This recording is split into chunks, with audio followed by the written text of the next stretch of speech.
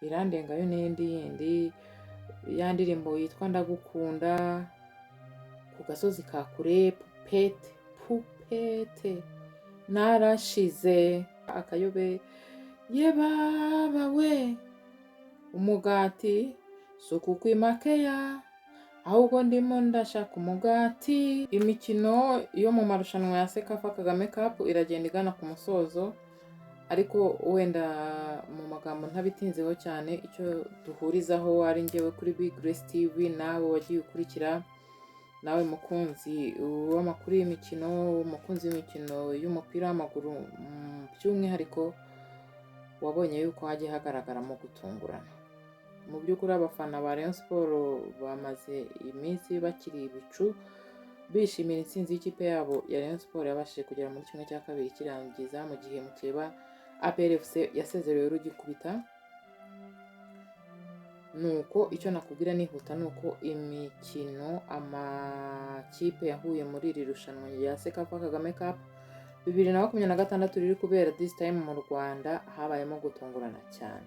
Urumva Sekafa Kagame Cup habayemo gutungurana cyane, nta watekerezaga ko APR FC yasezererwa rugikubita, nta watekerezaga ko ikipe nka Jamus yagera muri kimwe cya kabiri, nta watekerezaga ko Rayon Sports yagera amanota 9/9 ikagera muri kimwe cya kabiri, nta watekerezaga ko ikipe Murera, ubwo ndavuga Rayon Sports, yaheza umwuka ikipe y'igihangange ya Al Hilal ikayitsinda 1-0. Urumva nuko umupira w'amaguru bumeze, iyo ifirimbi ya nyuma itaravuga biba bitararangira. Ubwo ushaka kwibaza uti se noneho Marie Grace uje kutubwira iki? Nje kukubwira yuko nta wari uzi ko nyine Rayon Sports yazonga Al Hilal zikisanga zombi muri kimwe cya kabiri kirangiza. Amarushanwa ya Kagame Cup 2026 ntabwo ndi buyatindeho kuko arasozwa muri iki cyumweru. Ejo ku wa kabiri ubwo azaba ari ku itariki 9 z'ukwa munani 2026, harakinwa imikino ya kimwe cya kabiri kirangiza. Finali zakinwe ku wa kane, azaba ari tariki 6 z'ukwa munani 2026, ku wa gatanu tariki ya 7 z'ukwa munani 2026. Reka maze nkubwire yuko umusifuzi w'umunyasomaliya Omar Otan niwe uzasifura umukino wa nyuma wa Sekafa Kagame Cup, uzaba ku wa gatanu ku itariki ya 7 z'ukwa munani 2026. Ni umusifuzi ukaze, ntumwumve gutyo, ni umusifuzi ukaze, arakaze, ubyumve ubyemere, ni umusifuzi ukaze. Uyu musifuzi uzi ko yagombaga gusifura imikino y'igikombe cy'isi cyabereye muri Leta Zunze Ubumwe za Amerika, Canada na Mexique muri mwaka wa 2026. Impamvu atagiyeyo ni uko yimwe uburenganzira bwo kwinjira muri Leta Zunze Ubumwe za Amerika. Murabizi ibintu byagiye bibaho ku bantu benshi bagombaga kwitabira imikino y'igikombe cy'isi, amarushanwa, imikino ya nyuma. Uyu nawe rero byamugizeho ingaruka, ntabwo yabashije kujyayo, ariko araza gusifura Sekafa Kagame Cup finali yayo ku wa gatanu. Ariko ntabwo azasifura ari wenyine, azaba ari kumwe n'abandi basifuzi barimo umunyajibuti na Eliezer wo muri Kenya. Ubwo ni batatu. Aba bagabo batatu ko mbavuze gutya nihuta, ntabwo ari abagabo bagafuka imvugo rimwe. Aba bagabo ko ari batatu bazasifura umukino uruta iyindi ku mugabane w'Uburayi, UEFA Super Cup, ryari ku itariki 12 z'ukwa munani 2026. Wumve ngo ibintu nuko biba bimeze, abantu baba bakomakomeye. Hanyuma rero Sekafa Kagame Cup irakomeza kuri wa kabiri tariki ya 4 z'ukwa munani 2026. Nari nayikubwiyeho harabakinwa imikino ya kimwe cya kabiri kirangiza saa 9, ndi kukubwira kugira ngo utazacikwa. Gor Mahia yo muri Kenya izakina na Al Hilal Sport Club yo muri Sudan. Saa moya ikipe ya Rayon Sports izisobanura na Jamus yo muri Sudani y'Epfo. Iyi mikino yombi izakinirwa muri Kigali Pele Stadium, ntuzacikwe. Abafana ba Rayon Sports mukomeze gufata iry'iburyo, ariko abanyarwanda twese dukwiye no gushyigikira Rayon Sports kugira ngo ikomeze ihatane, turebe yuko iki gikombe cyasigara mu Rwanda. Hanyuma ku matike naho nakubwira uko bimeze kugeza ubu. Amatike yo kwinjira ni 1000, ni 3. ni ibihumbi 30 n'ibihumbi 50 muri VVIP. Wenda ntarajya mu bindi bitari ibi, ni uko CAF yatangaje ko ku itariki 2 z'ukwa munani 2026 CAF yatangaje ko ku wa kane tariki ya 6 z'ukwa munani 2026 aribwo hazaba tombora y'iki tombora yo kumenya amakipe uko azahura mu mikino nyafurika. Rayon Sport na APR FC urabizi ko arizo zizahagararira u Rwanda muri iyo mikino nyafurika. Hanyuma Rayon Sport izahagararira u Rwanda muri CAF Confederations Cup, naho APR FC izahagararira u Rwanda muri CAF Champions League. Ku wa kane tariki ya 6 z'ukwa munani ubwo tuzaba turi kuvuga indi nkuru yuko amakipe muri mwino mikino nyafurika azagenda acakirana, azagenda ahura. Tombora izabera i Cairo mu Misiri, ikoranabuhanga ryarabyoroheje, nawe bizahita bikugeraho. Gusa sinabura kukubwira ko ubushize aya marushanwa atahiriye amakipe y'u Rwanda. Amakipe y'u Rwanda yahise avamo rugikubita, ubu rero ni ukwitegura neza gushaka ikinyuranyo ntibizagenda uko byagenze ubushize. Gusa ikipe ya APR FC yasezerewe na Pyramide ku giteranyo cy'ibitego 5-0, ubwo ni toto. Naho Rayon Sport yo muribuka ko yasezerewe n'ikipe ya Singida Black Stars yo muri Tanzania ku giteranyo cy'ibitego 3-1. Ubwo nuko biba bimeze mu isi ya sport. Naba nkoze amabara ndamutse mpagurutse muri studio ntakubwiye kuri Mugisha Bonheur. Mugisha Bonheur ni uyu munyarwanda amahirwe yakomeje gusekera. Mugisha yabaye Mugisha, uyu mukinnyi wo mu kibuga hagati mu ikipe y'igihugu y'u Rwanda Amavubi. Mugisha Bonheur abamenyereye by'umupira w'amaguru bakunze kumwita Casemiro kubera ubuhanga n'uburyo akinamo umupira w'amaguru. Mugisha Bonheur aka Casemiro akina football ku buryo bwihariye, ari nayo mpamvu yo kumutazira Casemiro. Ubu tuvugana yakoze transfer iremereye cyane, ikofi ibyibushye cyane niko navuga. Ubu tuvugana yavuye mu ikipe y'igihugu cya Misiri Al Masry, yagiye mu ikipe Al Hazim yo mu Barabu, ubwo ni muri Arabia Saoudite, muri shampiyona y'igihugu cya Arabia Saoudite bita Saudi Pro League. Saudi Pro League niyo mu cyiciro cya mbere. Niho ubu ngubu Mugisha Bonheur abarizwa guhera ku cyumweru. Ejo ku itariki 2 z'ukwa munani 2026 niho iyo nkuru yasakaye. Mugisha Bonheur asinye muri Al Hazim amasezerano y'imyaka 2 yose. Mugisha Bonheur ninde? Ni umunyarwanda ukiri muto w'imyaka 26, kuko ubu tuvugana nyine yavutse ku itariki 6 z'ukwa gatandatu umwaka w'2000. Arafite 1.90 m. Uyu musore akaba yagiye, tumwifuriza amahirwe masa. Iyo shampiyona mu cyiciro cya mbere cyo muri Arabia Saoudite, Saudi Pro League, ikinamwe abakinnyi bakomeye. Tugiye kujya tuba duhagarariwe n'umukinnyi mugenzi wacu w'umunyarwanda muri iyi shampiyona. Azajya acakirana, acengana, yesura nayisobanura n'abakinnyi bakomeye baba muri no shampiyona, nakubwira nka Karim Benzema, nakubwira nka Cristiano Ronaldo. Mugisha Bonheur rero mu butumwa bwanyujijwe ku mbuga nkoranyambaga z'ikipe Al Hazim ariyo nyene yagiyemo, bwagiraga buti: Mugisha Bonheur yatangiye urugendo rwo kwiyemeza kuba umukinnyi wacu w'ibihe byose.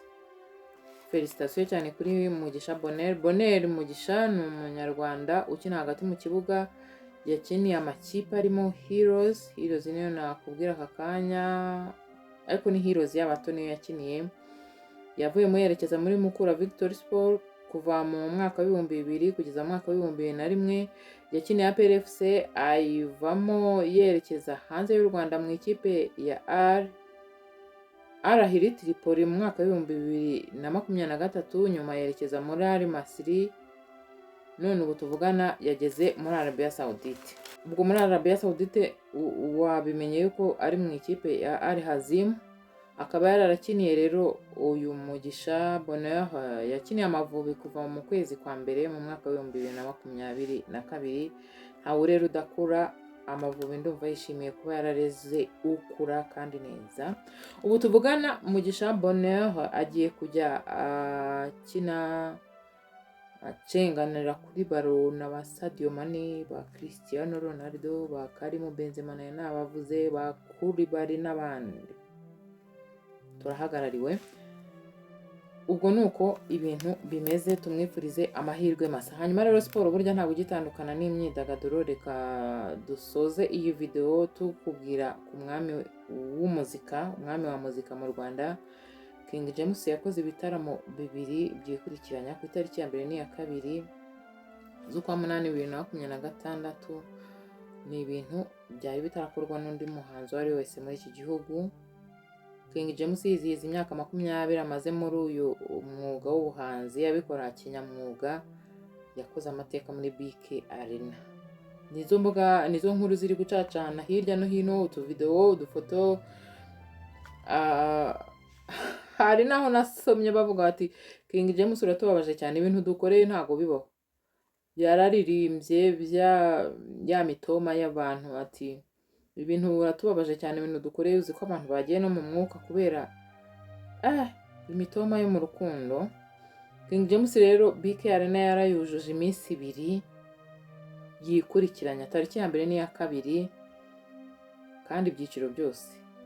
Dushimira abagenzi be b'abahanzi bagiye kumushyigikira, kandi atari kujya kwifotoza gusa, ahubwo bari barimo neza. Umva uko bazamukaga, uko yamanukaga, uko yitsaga, bari barimo neza. Indirimbo za King James zose, umva iza kera n'iza vuba, abantu yabashyize muri modo. Yagaragaje ko ari umwami wa muzika. King James felicitation. Hanyuma ikindi twavuga nuko yakoze n'ibikorwa bidasanzwe, uburyo yamanutse mu gisenge ku munsi wa mbere aza gutangira igitaramo, ababyinnyi yakoresheje, uburyo ibintu byari bisetinze, abakobwa beza babyina kinyarwanda, babyina. King James ubyangu byemere ni umwami wa muzika. Kukubwira ngo King James ni umuhanzi, ni umwami wa muzika nyarwanda, ntabwo ari ibintu umuntu aba arimo gukabya. Uzi ko King James yaririmbye indirimbo zirenga 40. Abantu bose bari bari muri beka bashyize ibicu. Abantu bose bararirimbye muri BK Arena. Abantu bose yajyanaga nabo. Indirimbo za kera n'iz'ubu ngubu. Ikindi kintu cyagiye gishimisha abantu muri iki gitaramo cya King James ni uko indirimbo aririmba wenyine, yaziririmbye wenyine, wenda agafashwa n'ababyinnyi n'abandi bantu bari bateguwe, ariko indirimbo yagiye afatanya n'abandi bahanzi bagiye bazamuka ku rubyiniro bakamufasha, kandi atari ibintu bibatunguye, ibintu biteguye neza. Ari nk'indirimbo nanjye wenda niyo nabatsinziriza King James navuga nka Naratomboye, Nzakubona ryari, Narihannye, Ese uracyamukunda, Meze neza, Nta muntu utakunda, ya ndirimbo Agatimatima, ya ndirimbo Ikirezi, ya yindi ngo Ni iki utabona, Ubudahwema, Umugisha, Yaciye ibintu. Urumva naramukundaga. Hari ya ndirimbo abantu bajya bahicyuriranamo ngo ese warikiniraga, Birandenga yonyine ni umutoma. Nabonaga Miss Nyambo, nabonaga Nyambo yayirimbiye umugabo we wandi baherutse gusezerana, yagiyemo rwose indani ibwina bw'umuziki. Indirimbo ya King James Ndagukumbuye nta muntu wavuga ko atayizi. Birandenga yo n'indi yindi, ya ndirimbo yitwa Ndagukunda, Ku gasozi ka kure, Pupete, Narashize, ya ndirimbo yitwa Akayobe, Ye baba we, Umugati, Suku kwimakeya, ahubwo ndimo ndashaka umugati, ya yindi yitwa ngo Bagupfusha ubusa, Niko nabaye. Zo twazivuga tukazirangiza ra.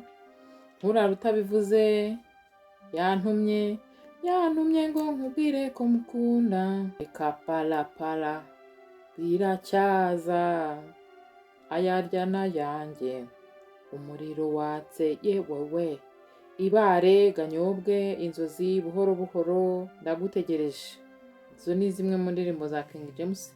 Ufite uko uzizi, ufite uko zijya zizamura amarangamutima yawe, ariko King James ni umwami wa muzika nyarwanda kandi afite ubunararibonye kuba amaze imyaka 20 muri iyi industry kandi ahagaze neza. Nakomeje nkubwira ko mu gitaramo cya King James abafana bagiye, abantu bari muri BK Arena bagiye ibicu, basohoka bishimye ko bashubijwe inyuma mu byiyumviro n'ibyiyumvo mu myaka 20 yose ya muzika nyarwanda. King James akaba yabibakoreye mu ijoro rimwe. Ni ibintu rero byashimishije cyane King James n'abafana kandi bishimye. Hari benshi yagiye afata akaboko, hari abamufashe akaboko, hari abamushyigikiye muri uru rugendo rwe rwa muzika amaze mu myaka 20.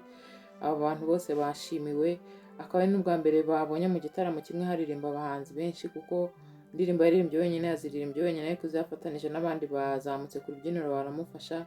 Nk'uko dusanzwe tubimenyere hano mu Rwanda ko umuhanzi watumije igitaramo ari we ubona yiganje ku rubyiniro aririmba wenyine, ariko ntabwo yaririmbye indirimbo zamugize icyamamare gusa, ahubwo yaririmbanye n'abandi.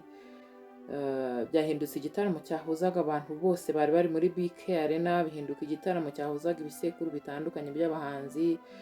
Cyabaye igitaramo cyahuje ibisekuru bitandukanye, bamwe mu bahanzi bamaze imyaka myinshi mu muziki, abandi bakizamuka, ndetse hari na benshi bahise bandika amateka kubera igitaramo cya King James. Akaba ari bwo bwa mbere bari bakandagiye no ku rubyiniro rwa BK Arena, ari bwo bwa mbere bakandagiye kubera King James mu ijoro rimwe. Ubwo ni amajoro abiri, itariki ya mbere n'iya kabiri, King James yongeye gushimangira yuko ari umwami wa muzika nyarwanda, kandi n'abandi bahanzi babimushyigikiyemo baranabimwubahira. Nabonye nk'ubutumwa bwa The Ben amwifuriza amahirwe masa muri iki gitaramo mbere yuko kinaba, amubwira ati this is the day, this is your day, go day. Amwifuriza ko bigenda neza kuko byari byanateguwe neza. Abahanzi rero banyuranye bose baje kumushyigikira, urebye ntabwo wabarandura bose ngo barangize. Nta ndirimbo King James yaririmbye wabonaga abantu batazi, ntayo. Igare bayiririmbye.